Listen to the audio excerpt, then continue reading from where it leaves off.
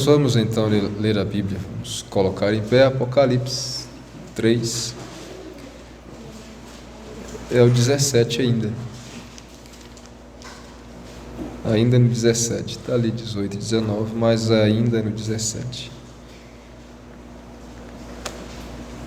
Capítulo 3 de Apocalipse. Como dizes, rico sou, estou enriquecido, e de nada tenho falta, e não sabes que és um desgraçado e miserável, e pobre, e cego, e nu. Os irmãos podem sentar, Senhor nos ajude. Enquanto prosseguimos com esta porção,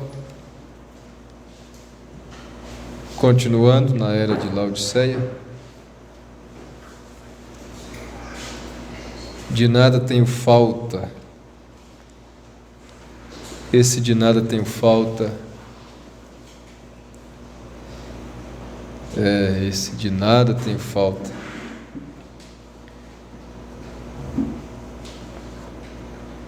E a era está ficando cada vez pior, né? O mundo está em pânico. Esse novo vírus aí já é cerca de 70 países, parece.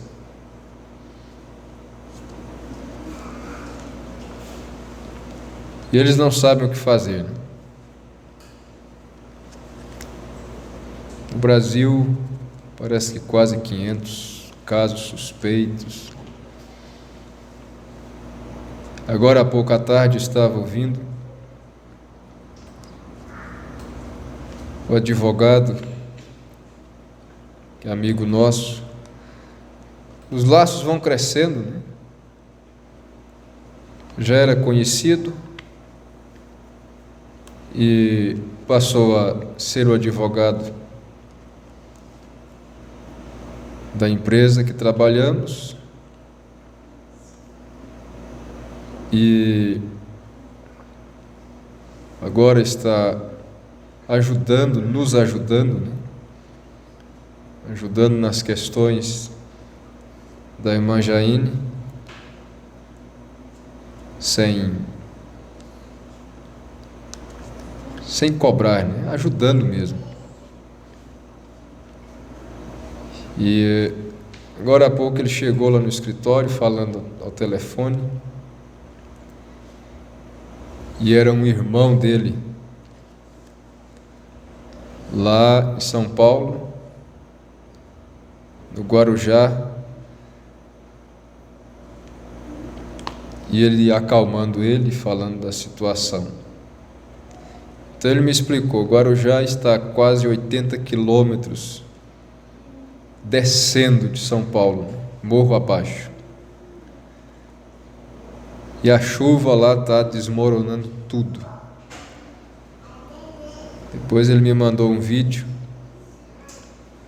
eles mostrando, dizendo: aqui até ontem era tudo casa, hoje amanheceu só terra, desmoronamento. Dizendo: tem umas 30 famílias aí soterradas aí, casas e tudo.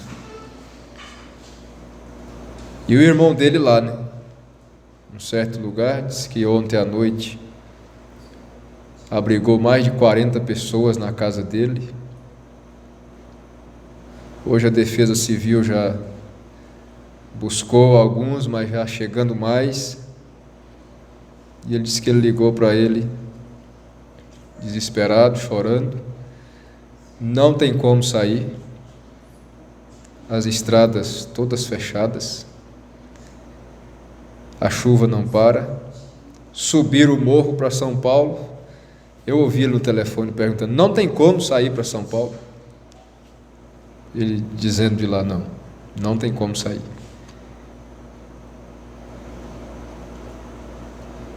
Não tem, pelo que eu ouvi, não tem como ir comprar comida, vai acabando tudo, né? Então a pessoa fica de cá, né? Ele disse, então a gente se sente impotente. Nessa hora a gente fica impotente. Fazer o quê? Eu perguntei para ele, e onde é a casa do seu irmão não tem risco de desmoronar também? Ele disse, tem. Lá é tudo. Ele dando orientações, eu ouvi ele dizendo, olha, vocês mantenham a calma, mas não durmam todos que estiverem juntos, né? Vocês não podem dormir todo mundo. Tem que passar a noite acordado. Alguns dormem, outros ficam acordados, e para que se algo acontecer, não pegue todo mundo dormindo, né? É a situação da era. É o momento. E a gente pensa, né? É porque a gente não conhece, mas são pessoas, têm alma, amam suas famílias. Tem algum cristão lá no meio? A gente não sabe. E isso é uma coisinha que a gente fica sabendo. E pelo mundo afora, né? E de todo modo a gente sente e devemos interceder também, né? A gente vê que a pessoa fica, parece que começa a perder o chão, né? Ir lá, fazer o quê? Não tem jeito, não adianta. Ele dizia, olha, eu vou ficar acordado no meu celular, no pé da minha cama, e qualquer coisa, me liga, me chama. Mas fazer o quê?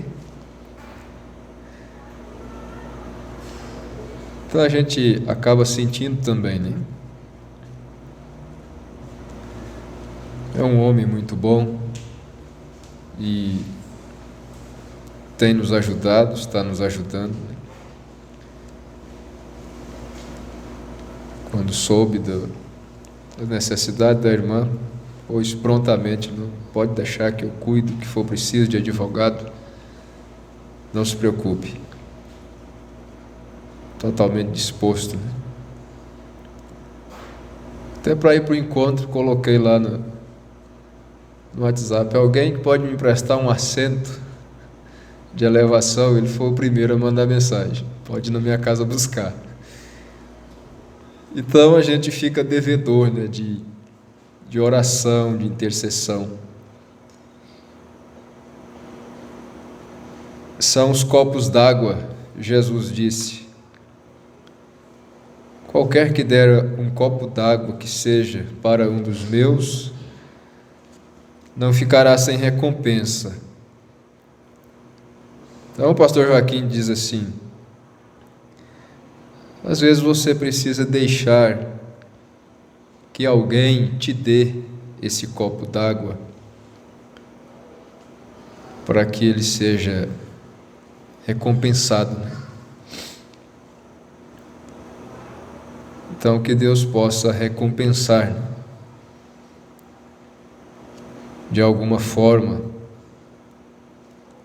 atender o desejo do coração, o anseio, por causa da preocupação. Mas a era continua. Vejam só, coronavírus matando pessoas desesperadas, mas de um modo geral, o povo foi pular carnaval, tá nem aí. Do mesmo jeito. Não param por nada.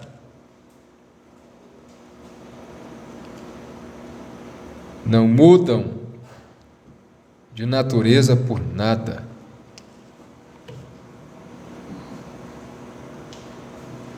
Não há nada que os faz pensar em Deus.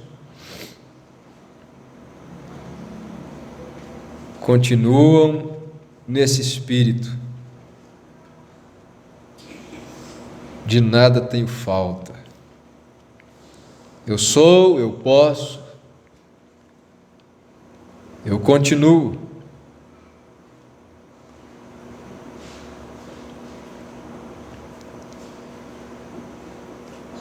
Mas o Espírito de Deus num homem, numa pessoa, faz clamar diferente. Como Paulo, Romanos 7, ele disse: miserável homem que eu sou.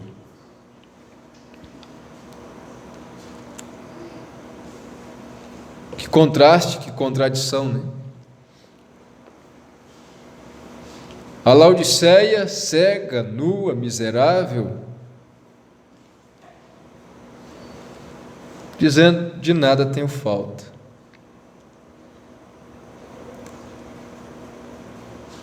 O homem de Deus,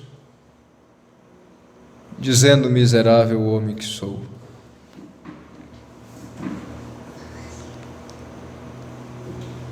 Mas esta é a afirmação pessoal a respeito de si próprio, tanto de um lado quanto do outro.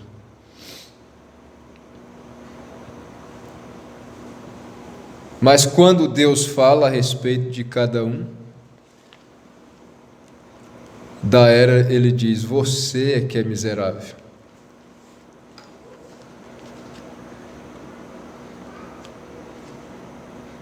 E do homem, ele diz: te pus para a luz dos gentios.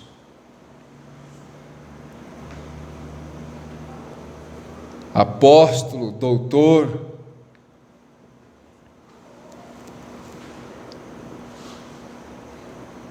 e a minha graça te basta. Por isso depois ele escreveu: como pobres, mas enriquecendo a muitos. Como nada tendo, mas possuindo todas as coisas.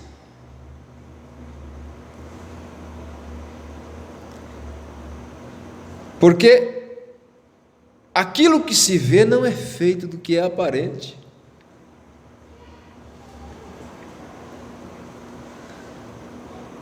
A Bíblia, a palavra de Deus,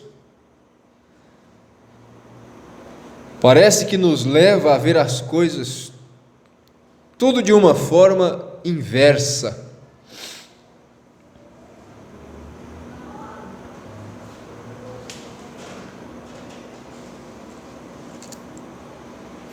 O fraco fica forte, o sábio fica tolo, o pobre é rico, o rico não tem nada,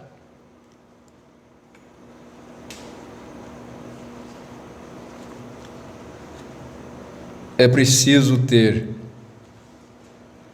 percepção profética, visão de Deus,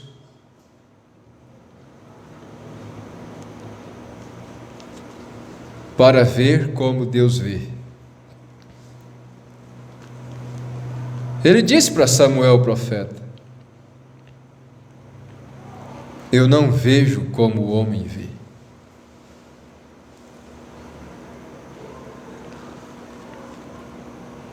Veja, no livro das Eras, é a página 311,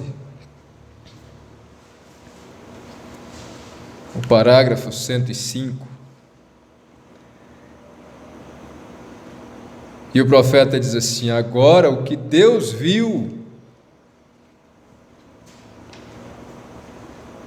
foi totalmente diferente do que eles disseram que viram.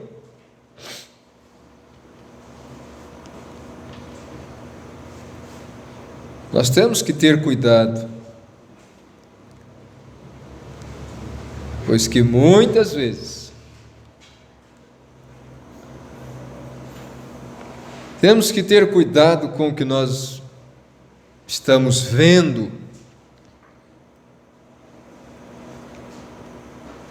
porque Deus pode estar vendo muito diferente.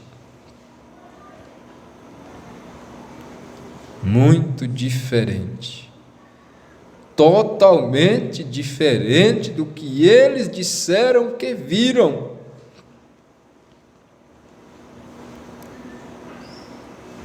Eles disseram que estavam enriquecidos em bens e eram espiritualmente ricos. Eles tinham alcançado êxito.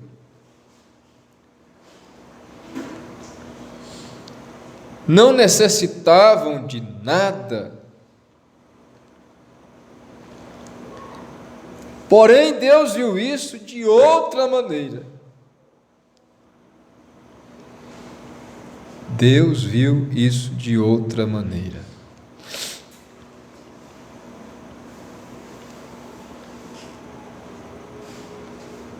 É bom pensar nisso. Senhor, eu estou vendo esse quadro desta forma. É assim que o Senhor está vendo? Às vezes é preciso aproximar mais, né? O irmão Brana conta de um quadro que um certo pintor pintou, e que você olha a certa distância e está retratado ali uma grande tempestade, nuvens negras, assombradoras mesmo. Mas quando a pessoa se aproxima e chega bem perto daquele quadro,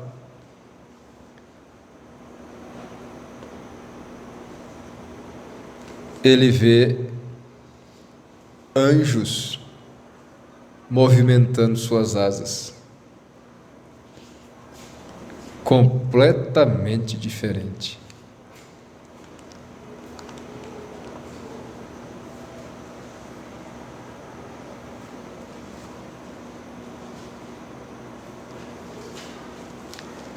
Não necessitavam de nada. Porém, Deus viu isso de outra maneira. Ele disse: vocês não sabem isto. A pior coisa é não saber, né? Ser e não saber.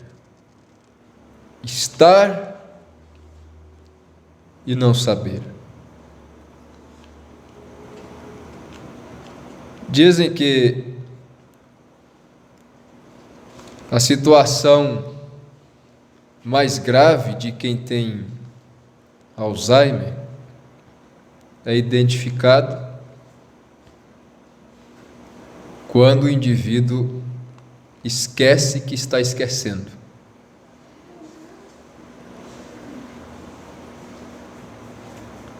Enquanto a pessoa se lembra de que está esquecendo, diz que está bem, ainda está bem. A pessoa diz: eu estou esquecendo as coisas, eu estou esquecido. Diz que o quadro está bem. Mas quando a pessoa esquece e não se lembra que esquece, aí a situação é grave.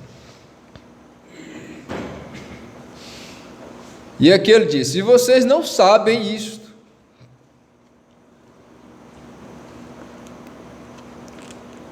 Coisa boa é saber, né?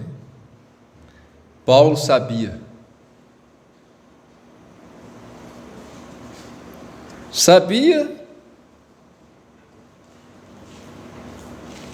e confessava.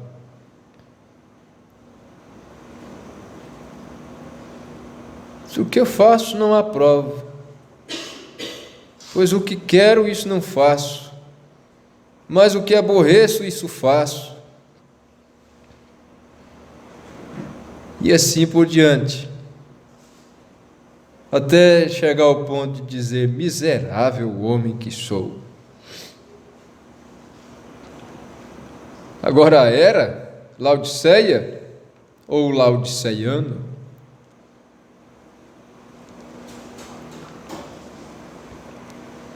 Vocês não sabem isto. Porém, agora quem é que está dizendo isto? É o Amém, é a testemunha fiel. Porém, vocês não sabem, porém, são desgraçados, miseráveis, pobres, cegos e nus.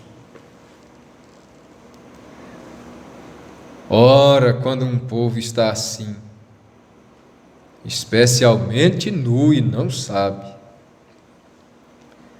deve haver algo tremendamente errado. Certamente algo está acontecendo. Será que Deus não tem cegado seus olhos, como Ele fez com os judeus?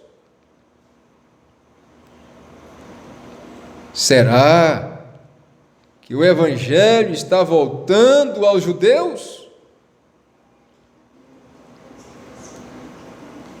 Porque você sabe, nós sabemos, o profeta já nos ensinou isso, que os judeus foram cegados para que o Evangelho viesse para nós, os gentios. Mas Deus não se esquece de Israel.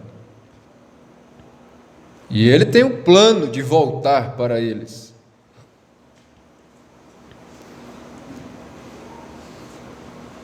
E para isto, veja, será que o Evangelho está voltando aos judeus? Será que a história está se repetindo? Esta cegueira do gentio não está mostrando que é hora do Evangelho voltar para os judeus?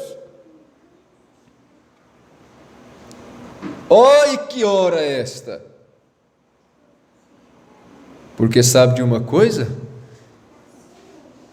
O Evangelho, o Espírito Santo, só volta para os judeus depois que a noiva estiver lá em cima. Ele não tratará com os judeus enquanto a noiva está aqui embaixo. Os quadros da Bíblia são perfeitos. José não se apresentou para os seus irmãos enquanto sua esposa não estivesse recluída lá no palácio.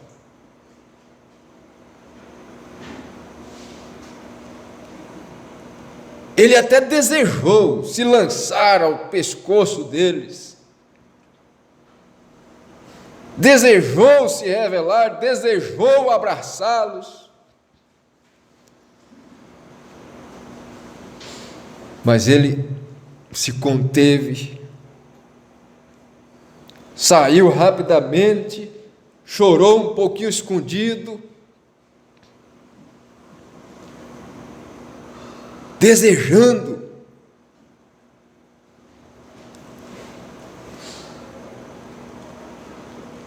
Mas ele só o fez depois da ordem ser dada: deixem-me só.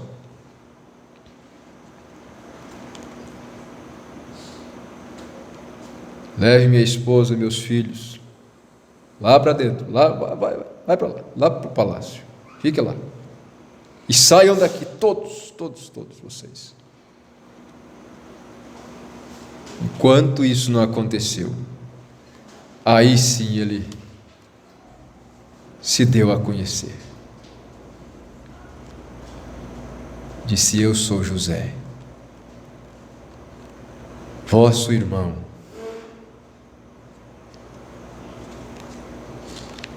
Aleluia. Jesus vai fazer a mesma coisa. Vai colocar sua esposa no palácio e depois se apresentará para os judeus. Vede, sou eu. E eles vão se espantar, dizer: mas e estas feridas? Nas tuas mãos? E ele dirá: são as feridas que vocês me fizeram.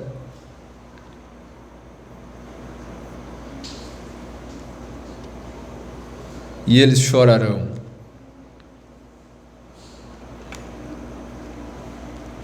Parece que tem ali a mensagem: José encontrando seus irmãos.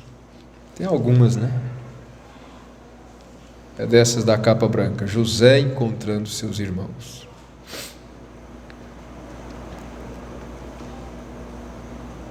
Onde é que eu estava agora?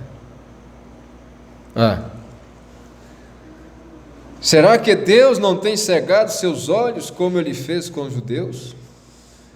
Será que o Evangelho está voltando aos judeus? Será que a história está se repetindo? Eu digo que sim, diz o profeta. Eu digo que sim. É exatamente o que está acontecendo. Deus diz que esta igreja da era de Laodiceia é desgraçada. Essa palavra vem de duas palavras gregas que significam suportar e prova. E isso não tem nada a ver com as provas que sobrevêm a um verdadeiro cristão, porque Deus descreve um cristão em prova como abençoado. Olha que diferença, hein? Deus descreve um cristão em prova como abençoado. Que coisa, hein? Realmente Deus não vê como nós vimos. Um cristão em prova como abençoado.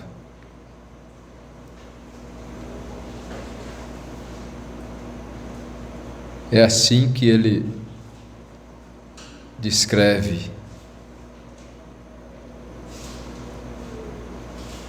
Guarda isso. Deus descreve um cristão em prova como abençoado. E sua atitude como de gozo.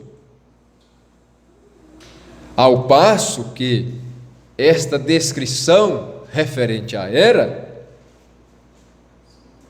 é expressa em palavras como desgraçada e miserável.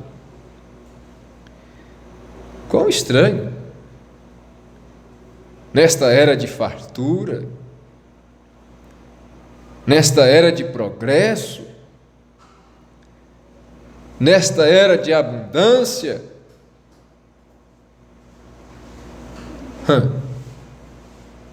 um vírus, eu estava vendo,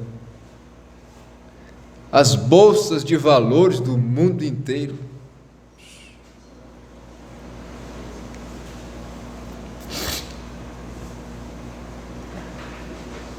guerreiam uns contra os outros,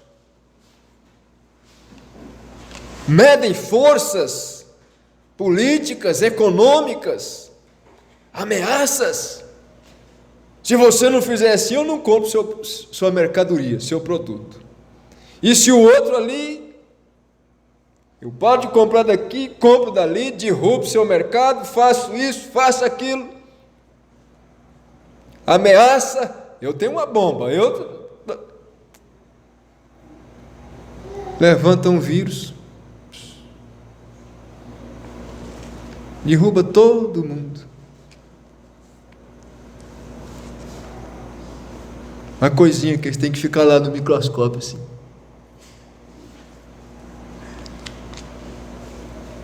Ameaça ele. Joga uma bomba nele. Joga uma bomba atômica nele.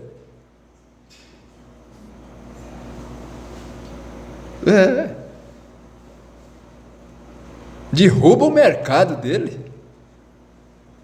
Derruba a economia do vírus. Ora,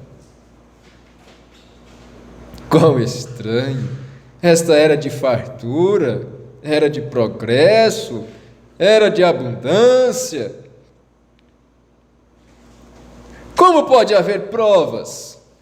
Pois bem, é estranho. Porém, nesta era de fartura e oportunidade, quando todos têm tanto e há ainda muito mais a ser obtido, e com todas as invenções para fazerem nosso trabalho, e tantas coisas para nos dar prazer, é a era do prazer.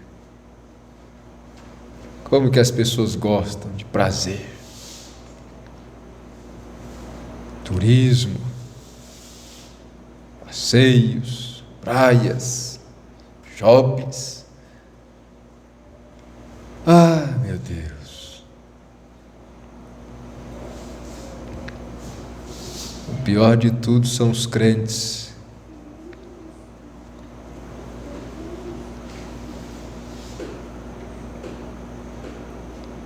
Que não vê diferença.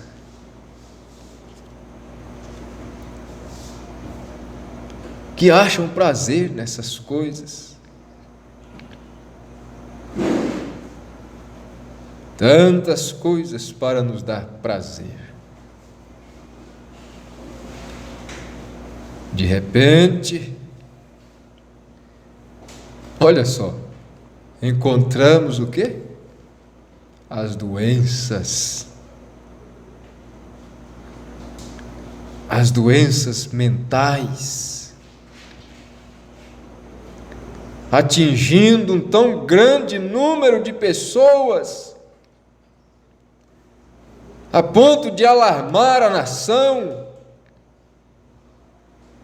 e o mundo. Há um pânico, há um desespero com o nível de suicídios.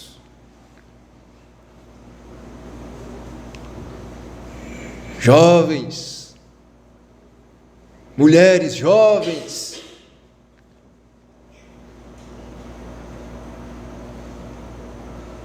se filmam, deixam um vídeo: mamãe, cuide das minhas crianças, eu te amo muito, me perdoe por fazer isso, e se mata. E o mundo alarmado.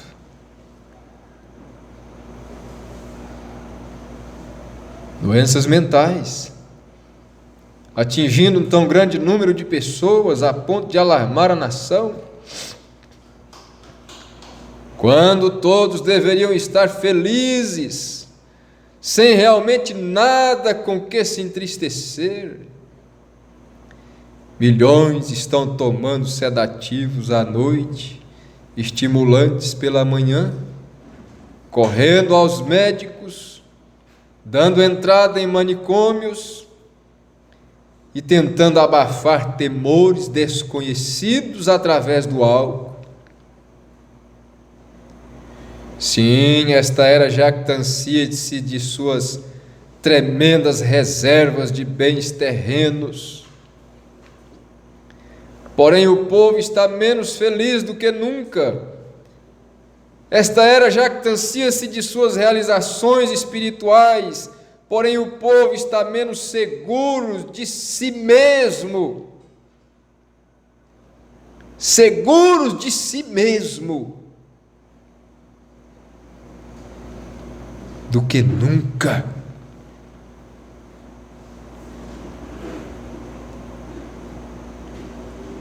É a pergunta: está você seguro de si mesmo? Esta era jactancia-se de melhores valores morais e é a mais corrupta do que qualquer outra. Desde o dilúvio, ela fala acerca de seu conhecimento e ciência, porém está travando uma batalha perdida em todos os campos, porque a mente e a alma e o espírito humano não podem compreender ou manter-se a par de todas as mudanças que têm vindo sobre a terra.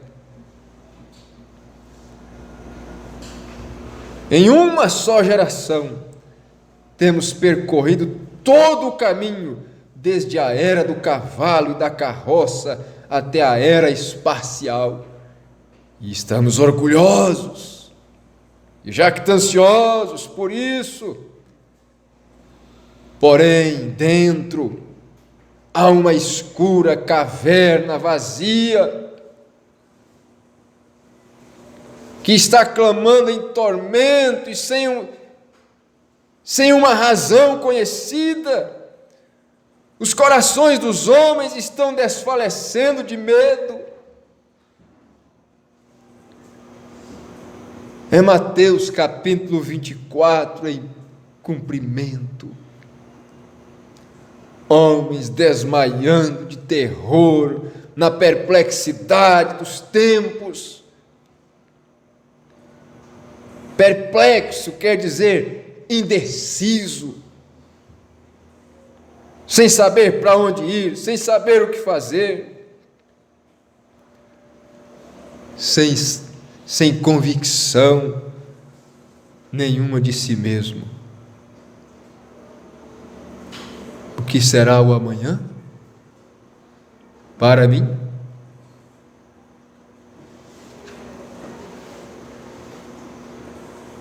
E o mundo está tão tenebroso que esta era poderia muito bem ser chamada a era dos neuróticos, a era dos loucos, a era dos neuróticos. Ela se jactancia, mas não pode sustentar o que diz. Ela clama por paz e não há paz. Como pode haver paz em um coração pecaminoso? Paz só em Jesus Cristo. Paz, paz. Quão doce paz é aquela que Deus nos dá.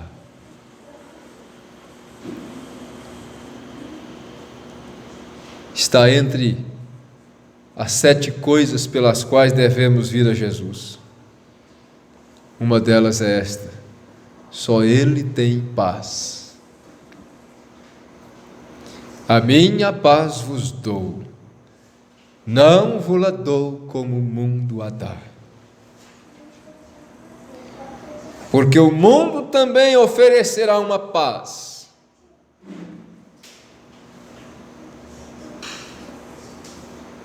O Papa está chamando o mundo para a paz. Está convocando. Vamos nos reunir. E eles darão uma paz. Eles forçarão uma paz.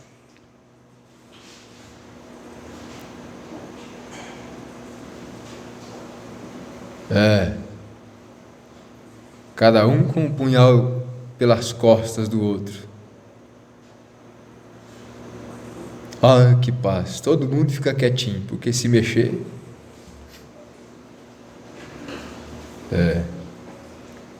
Então a Bíblia diz: e quando disserem, agora tem paz e segurança,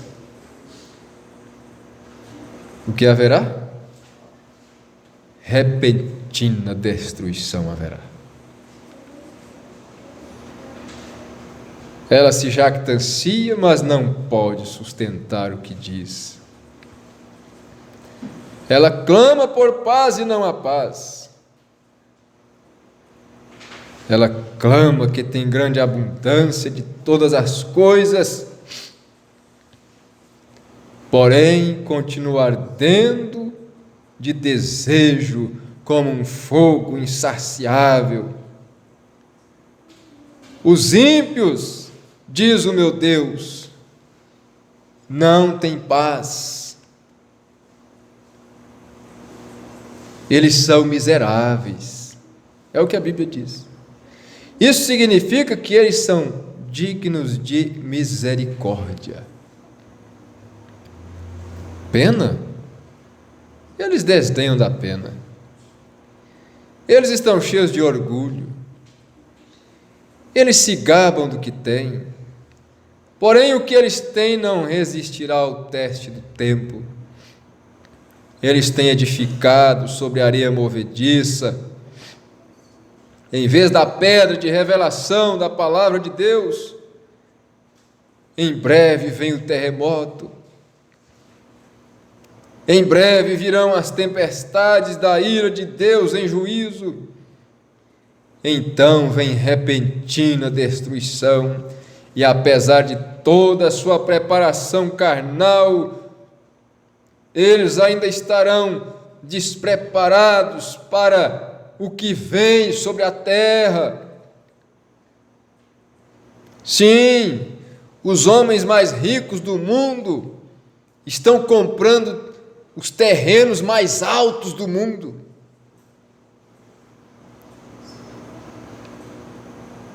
Se preparando, segundo suas concepções, porque sabem que esta terra sofrerá um distúrbio, haverá inundações, o mar engolirá a costa oeste e muitos países. Os homens mais ricos do mundo estão comprando terras nos lugares mais altos da terra, pensando que lá estarão seguros. Outros estão fazendo fortalezas subterrâneas absurdas, pensando que lá estarão seguros.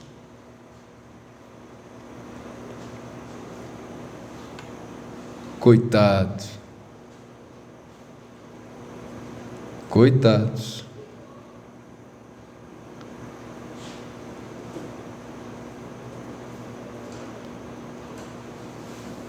Toda a sua preparação carnal, eles ainda estarão despreparados para o que vem sobre a terra. Eles são aqueles que, apesar de todos os seus esforços terrenos, estão realmente opondo-se a si mesmos e não o sabem. Opondo-se a si mesmos, estão indo contra suas próprias almas. Não há quem possa fazer nada por si mesmo.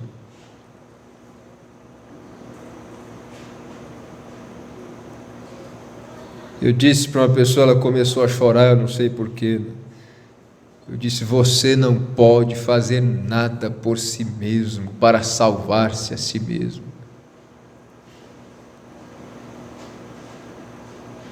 É a graça de Deus, é a misericórdia.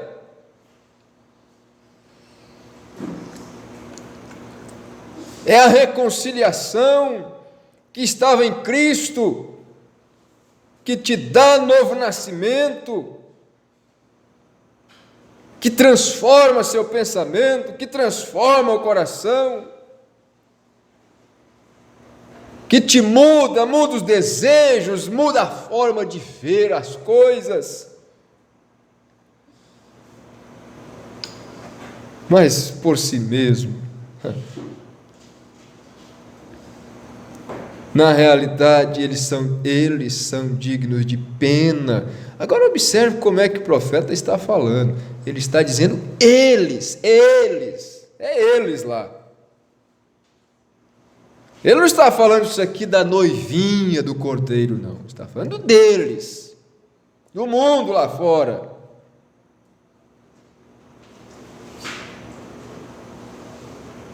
Aí você tem que confessar, confirmar, dizer é verdade. O Senhor levanta do pó o pobre, do monturo, do lixo, o necessitado, e os faz assentar na mesa com os príncipes.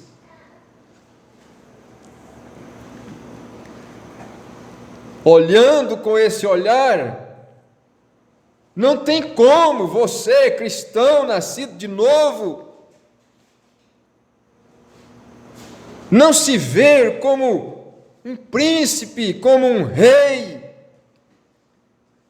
como uma pessoa de alto nível, de alta classe, em relação ao resto do mundo, em tal degradação. Eu vi uma imagem do depois de uma festa de carnaval, final de uma noite. Que coisa absurda! Lixo, sujeira. Aquilo estava pior do que um lixão a céu aberto. E as pessoas no meio daquilo. E se você for lá ver, são pessoas com altos graus de formação, altos currículos, simplesmente chafurdando no meio do lixo, como bichos de uma fossa.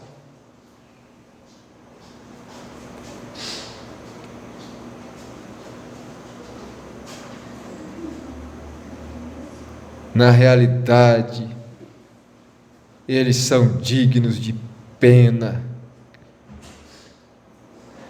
Tenha pena das pobres pessoas que estão neste movimento ecumênico do último dia,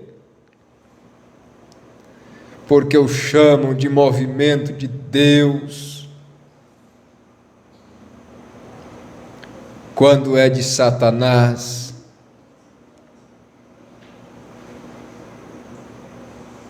Aí sai daquilo e entra na quaresma. Aí está lá o Papa, o homem santo. Agora é tempo de desligar a televisão. É tempo de desligar o celular. É tempo de abrir a Bíblia.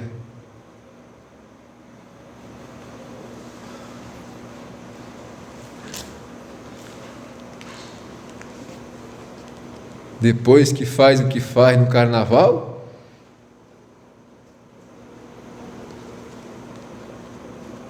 Aí parar de assistir televisão e internet, tudo mais, e ler a Bíblia durante a quaresma, não comer carne?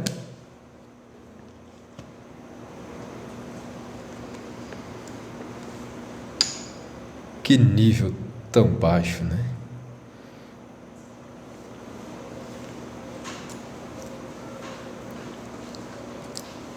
Que nível baixo. Aí quando termina a quaresma, qual é a primeira coisa que faz?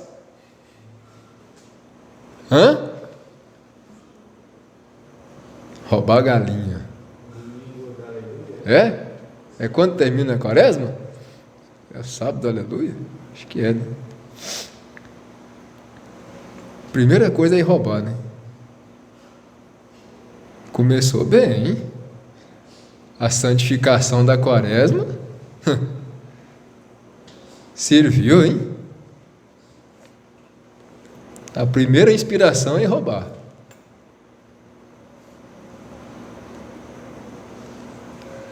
Tenha pena dos que não reconhecem a maldição da organização. Tenha pena dos que têm tantas igrejas belas, residências paroquiais tão formosas, coros tão magnificamente treinados, tanta demonstração de riqueza e uma forma de adoração tão silenciosa e reverente. Eles não os invejem, porque breve se tornarão cinza debaixo da planta dos vossos pés. Volte aos velhos armazéns, volte aos aposentos mal iluminados, volte aos porões, volte para menos do mundo e mais de Deus. Ó Deus, nós precisamos disso. Menos do mundo e mais de Deus. Não há quem não precise de menos do mundo e mais de Deus. Tenha pena dos que fazem grandes alegações e falam dos seus talentos. Tenham pena. Sinta por eles como sendo dignos de pena, porque em breve serão dignos de ira.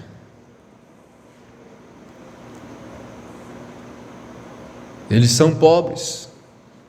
Ora, evidentemente, isso significa pobres espiritualmente. O sinal desta era, enquanto ela se encerra, é maiores e melhores igrejas, com mais e mais pessoas, com mais e mais manifestação do que supõe-se ser demonstrações do Espírito Santo. Porém, os altares cheios, os dons do Espírito em operação, a extraordinária assistência, não é a resposta de Deus, porque os que vêm ao altar muito raramente permanecem para continuar com Deus. E depois que as grandes campanhas terminam, onde estão todos aqueles que vieram ao longo dos corredores? Eles ouviram um homem, atenderam a um apelo, entraram na rede, porém não são peixes. E como tartarugas, arrastaram-se de volta às suas próprias águas. Isto é o que acontece. É simplesmente a nossa era. É os dias que estamos vivendo. É esse tempo terrível. E estão dizendo: de nada tenho falta, estou enriquecido. Mas bem-aventurado aquele que diz: miserável homem que sou. Parece que está me faltando tudo. Eu preciso mais de Deus, eu preciso menos do mundo. E mais de Deus, mais de Deus, mais de Deus. Porque cada dia que passa parece que estamos mais em falta, em falta, em falta. E a sentença que pesou sobre Belsazar foi essa: pesado fosse na balança e achado em falta. Deus tenha misericórdia de nós. Tem que parar, né? Senhor Jesus, nós continuamos pedindo a Tua misericórdia, Pai, a Tua graça e o Teu Espírito para nos alertar dia após dia, nos alertar e nos libertar, Senhor. Não sabemos como o Senhor fará isto, mas o Senhor precisa tirar muitas coisas de nós. Muitas coisas. O momento está se aproximando. Algo está para acontecer e vai acontecer. Talvez seja de uma forma dolorosa, mas tem que acontecer. O Senhor terá que colocar esta noiva em seu devido lugar para a hora do arrebatamento. Em nome de Jesus Cristo, nós continuamos pedindo ao Senhor: tenha misericórdia de nós. Acabamos de ler que eles é que são miseráveis, desgraçados, dignos de compaixão. Mas, Senhor, eles não estão pedindo misericórdia, mas nós continuamos pedindo misericórdia, compaixão, graça, em nome de Jesus Cristo. Ser com cada um, Senhor, e dá convicção no coração de ser filho de Deus, pelo fato de ter ouvidos para ouvir estas coisas, por ter sido chamado para este lugar, para esta palavra. A Tua graça nos alcançou. Em nome de Jesus Cristo. Amém. Amém. Deus continue abençoando cada um. Até quinta-feira, se o Senhor nos permitir, para mais um período de oração.